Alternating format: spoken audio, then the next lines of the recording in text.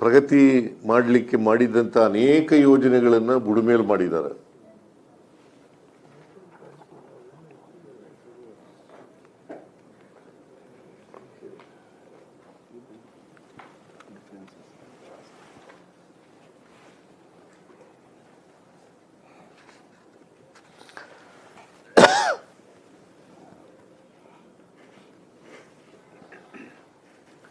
ನಾನು ಇದನ್ನೆಲ್ಲ ವಿವರಗಳನ್ನು ಕೊಟ್ಟು ಪ್ರಧಾನಮಂತ್ರಿಗಳಿಗೆ ಪತ್ರ ಬರೆದಿದ್ದೇನೆ. ಎಷ್ಟನೇ ತಾರೀಕು ಅದು? ಡಿಸೆಂಬರ್ 30ನೇ ತಾರೀಕು ಪತ್ರ ಬರೆದಿದ್ದೇನೆ.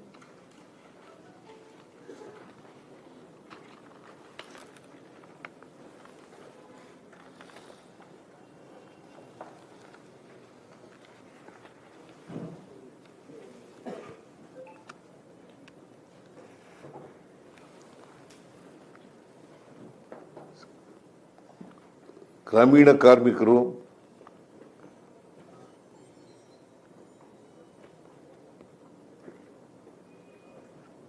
ಸಣ್ಣ ರೈತರು ತಮ್ಮ ಬದುಕನ್ನು ಈ ಕಾಯ್ದೆ ಮೂಲಕ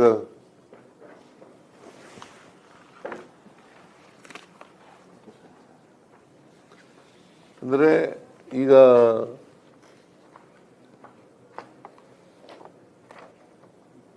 ನೂರು ದಿನಗಳು ಒಂದು ವರ್ಷದಲ್ಲಿ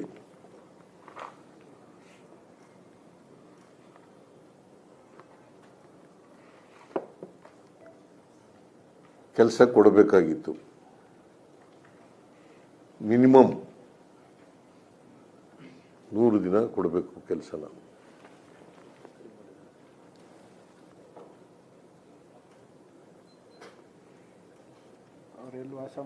ಅವರು ಎಲ್ಲಿ ವಾಸ ಮಾಡ್ತಾರೆ ಅಲ್ಲೇ. ಈಗ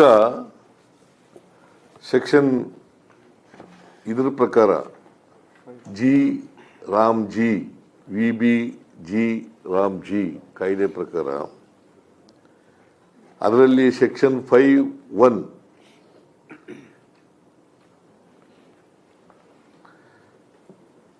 ಬಜೆಟ್ನಲ್ಲಿ ಎಲ್ಲಿ ನೋಟಿಫೈ ಮಾಡ್ತಾರೆ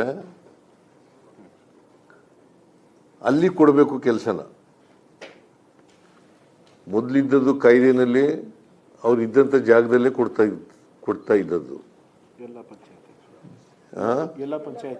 ಎಲ್ಲ ಪಂಚಾಯತಿನಲ್ಲಿ ಅವ್ರ ಊರುಗಳಲ್ಲೇ ಕೊಡ್ತಾ ಇದ್ದದ್ದು.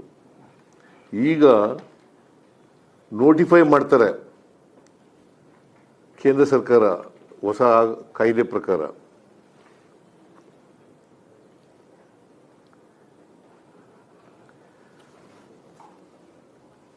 ಅದನ್ನ ಈಗ ಈ ಕಾಯ್ದೆ ಪ್ರಕಾರ ಕಿತ್ಕೊಳ್ತಾ ಇದ್ದಾರೆ.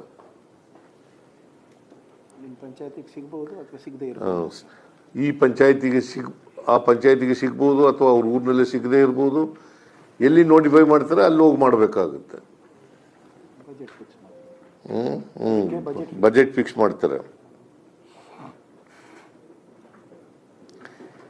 ಆಮೇಲೆ ಭಾರತದ ಪ್ರತಿ ಗ್ರಾಮನೂ ಕೂಡ ಈ ಯೋಜನೆ ಲಾಭ ಪಡಿಬಹುದಾಗಿತ್ತು.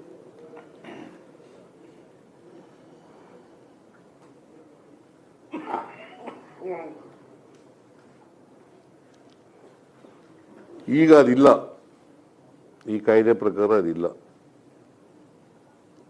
ಅವ್ರು ಸೂಚಿಸಿದಂಥ ಜಾಗದಲ್ಲಿ ಮಾತ್ರ ಹೋಗಿ ಮಾಡ್ಬೇಕು ಕೆಲಸನ. ಇಂಥ ಕಡೆ ಮಾಡಿ ಅಂತ ಹೇಳ್ತಾರೆ, ಅಲ್ಲಿ ನೋಟಿಫೈ ಮಾಡ್ತಾರೆ, ಅಲ್ಲಿ ಹೋಗಿ ಮಾಡಬೇಕು. ಆಮೇಲೆ ಇಡೀ ವರ್ಷ ಸಿಕ್ತಿತ್ತು. ಅವ್ರಿಗೆ ಕೆಲಸ ಇಲ್ಲಿದ್ದಾಗ ಕೆಲಸ ಕೊಡಬೇಕು ಅನ್ನತಕ್ಕಂಥದ್ದು ಉದ್ದೇಶ.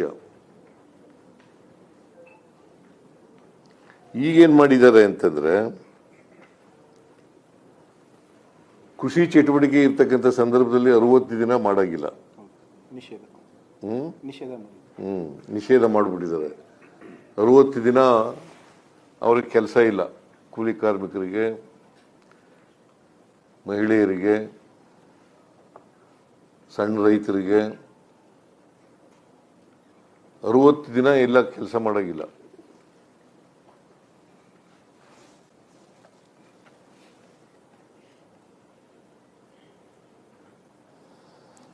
ಆಮೇಲೆ ಬೆಲೆ ಏರಿಕೆ ಆದರೆ ವೇಜಸ್ನ ಸರಿದೂಗಿಸ್ತಕ್ಕಂಥ ಕೆಲಸ ಮಾಡ್ತಾ ಇದ್ರು. ಎವ್ರಿ ಇಯರ್ ಬೆಲೆ ಏರಿಕೆ ಇನ್ಫ್ಲೇಷನ್ ತಕ್ಕಂಗೆ ಅವ್ರದ್ದು ವೇತನ ಇರ್ತದೆ. ಹೌದು, ಇನ್ಫ್ಲೇಷನ್ ತಕ್ಕಂತೆ ವೇತನ ಇರ್ತಿತ್ತು.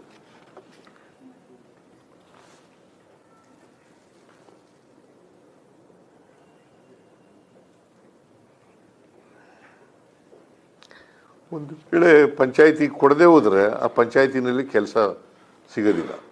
ನೋಟಿಫೈ ಮಾಡಿ ಪಂಚಾಯತಿಗೆ ಇಲ್ಲ ಅಂತಂದ್ರೆ ಆ ಪಂಚಾಯತಿನಲ್ಲಿ ಕೆಲಸನೇ ಇಲ್ಲ.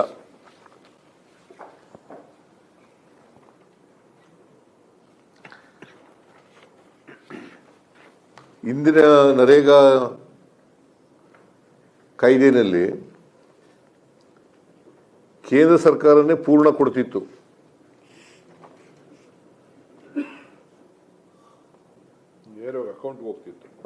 ನೇರ ಅವ್ರ ಅಕೌಂಟ್ಗೆ ಹೋಯ್ತಾ ಇತ್ತು. ಮತ್ತೆ ಕೇಂದ್ರ ಸರ್ಕಾರನೇ ಪೂರ 100% ಕೇಂದ್ರ ಸರ್ಕಾರನೇ ಭರಿಸ್ತಾ ಇತ್ತು. ಈಗೇನ್ ಮಾಡಿದ್ದಾರೆ ಅಂತಂದ್ರೆ ಕೇಂದ್ರ ಸರ್ಕಾರ 60%, ರಾಜ್ಯ ಸರ್ಕಾರ 40% ಕೊಡಬೇಕು ಅಂತ ಮಾಡಿಬಿಟ್ಟಿದ್ದಾರೆ. It is as good as ಸ್ಪೆನ್ಸ್ಟಲಿ ಸ್ಪಾನ್ಸರ್ಡ್ ಸ್ಕೀಮ್ ತರ. ಆರ್ಡಿನರಿ ವೇನಲ್ಲಿ ರೈಟು ಇಲ್ಲ, ಅವ್ರ ಜಾಗದಲ್ಲೂ ಕೊಡೋಗಿಲ್ಲ, ಅವ್ರು ಕೇಳ್ದಾಗಿ ಕೆಲಸ ಕೊಡಬೇಕು ಅದು ಇಲ್ಲ. ಮೂರನೇದು ರಾಜ್ಯಗಳ ಮೇಲೆ ಹೊರೆ ಹೊರಿಸ್ತಕ್ಕಂಥ ಕೆಲಸ ಮಾಡಿದ್ದಾರೆ. ವೇಜಸ್ ಮೆಟೀರಿಯಲ್ 75-25, ಈಗ 60% ಕೇಂದ್ರ ಸರ್ಕಾರ, 40% ರಾಜ್ಯ ಸರ್ಕಾರ.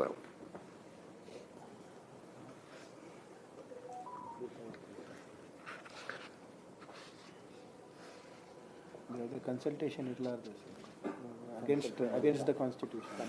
ಅದು ಜೊತೆಗೆ it is against the constitution.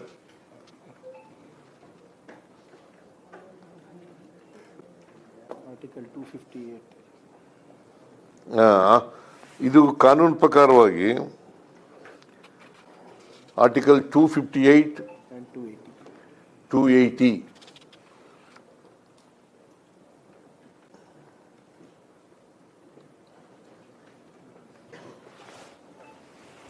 73ನೇ ತಿದ್ದುಪಡಿ ಪ್ರಕಾರ, ಸಂವಿಧಾನಕ್ಕೆ 73-74 ತಿದ್ದುಪಡಿ ಆಯ್ತಲ್ಲ, ಆಗ 73ನೇ ತಿದ್ದುಪಡಿ ಪ್ರಕಾರ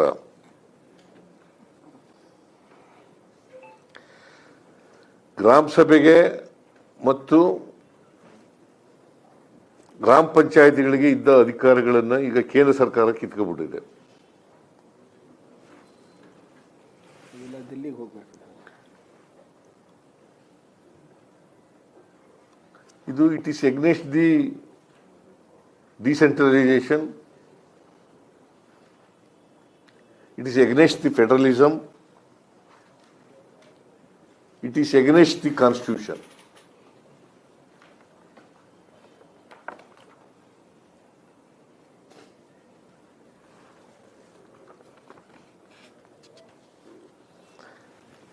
ಮನುಸ್ಮೃತಿ ಏನು ಹೇಳ್ತದೆ ಅಂತಂದ್ರೆ, ಮಹಿಳೆಯರಿಗೆ, ದಲಿತರಿಗೆ, ಶೂದ್ರರ ಕೈಯಲ್ಲಿ ಹಣ ಇರಬಾರದು, ಯಾಕಂದ್ರೆ ಅವರು ಸೇವಕರಾಗೇ ಇರಬೇಕು. ಮನುಸ್ಮೃತಿ ಏನು ಹೇಳ್ತದೆ ಅಂತಂದ್ರೆ, ನಿಮ್ಗೆಲ್ಲ ಗೊತ್ತಿದೆ ಅಂತ ಅನ್ಕೊಂಡಿದ್ದೀನಿ ನಾನು, ಮಹಿಳೆಯರಿಗೆ, ದಲಿತರಿಗೆ, ಶೂದ್ರರಿಗೆ ಅವ್ರ ಕೈಯಲ್ಲಿ ಹಣ ಇರಬಾರದು, ಸ್ವಾಭಿಮಾನದಿಂದ ಬದುಕಬಾರದು. ಅವರು ಸಂಪೂರ್ಣ ಸೇವಕರಾಗಿರ್ಬೇಕು.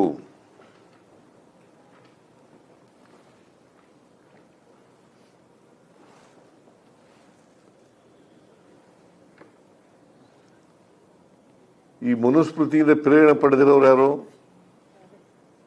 RSS. ಅವರು ಮಾರ್ಗದರ್ಶಕರು, BJP ಸರ್ಕಾರಕ್ಕೆ ಮಾರ್ಗದರ್ಶಕರು ಅವರು.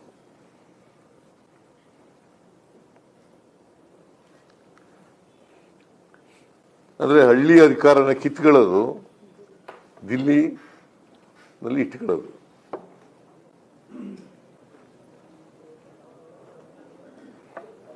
ಹಳ್ಳಿ ಅಧಿಕಾರನ ದಿಲ್ಲಿ ಅಧಿಕಾರ ಕಿತ್ಕೊಂಡಿದೆ.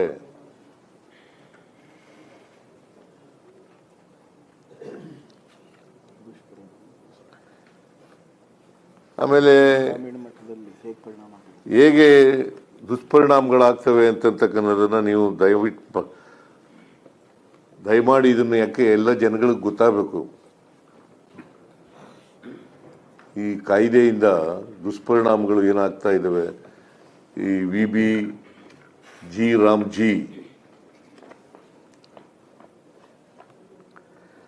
ನಿರುದ್ಯೋಗದ ಇವರು ಈಗಾಗಲೇ ಹಂಚಿದ್ದಾರೆ. ಇವನ್ನೆಲ್ಲ ಕೊಡ್ತೀವಿ ಸರ್, ತಂದಾದ ನಿಮಗೂ ಕೂಡ ಕೊಡ್ತಾರೆ.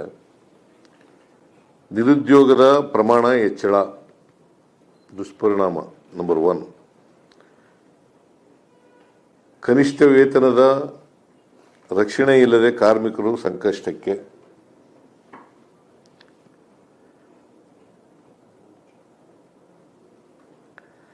ಕಾರ್ಮಿಕರ ಶೋಷಣೆ ಮತ್ತು ಒತ್ತಡ ಹೆಚ್ಚಳ.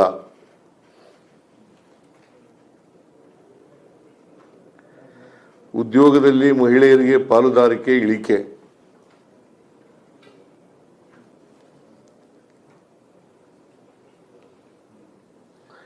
ಇದರಿಂದ ದಲಿತ ಮತ್ತು ಆದಿವಾಸಿ ಕುಟುಂಬಗಳ ಮೇಲೆ ಅಧಿಕ ಒತ್ತಡ ಸೃಷ್ಟಿ. ಇದರಿಂದ ಬಲವಂತದ ವಲಸೆ ಆಗುತ್ತೆ. ಗ್ರಾಮೀಣ ಜೀವನೋಪಾಯಗಳ ಕುಸಿತ. ಇದರಿಂದ ಗ್ರಾಮೀಣ ಬದುಕಿನಲ್ಲಿ ಸಂಕಷ್ಟ ತೀವ್ರಗೊಳ್ತದೆ.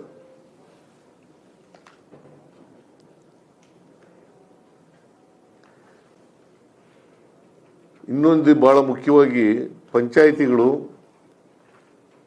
ಬರೀ ಅನುಷ್ಠಾನಗೊಳಿಸ್ತಕ್ಕಂಥ ಸಂಸ್ಥೆಗಳಾಗ್ತವೆ.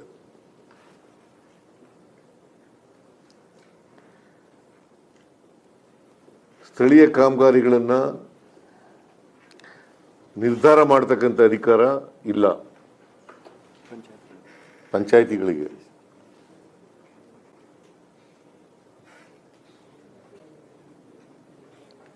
ಗ್ರಾಮೀಣ ಆಸ್ತಿಗಳನ್ನು ಮಾಡತಕ್ಕಂಥ ಬೇಡಿಕೆ ಇಡುವುದು ಅಸಾಧ್ಯ. ಇವು ಪ್ರಮುಖವಾದಂಥ ದುಷ್ಪರಿಣಾಮಗಳು.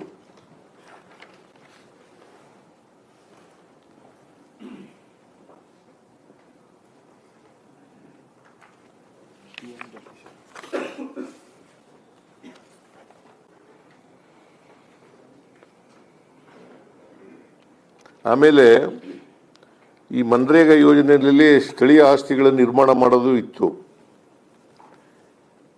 ಈ ಕಾಯ್ದೆನಲ್ಲಿ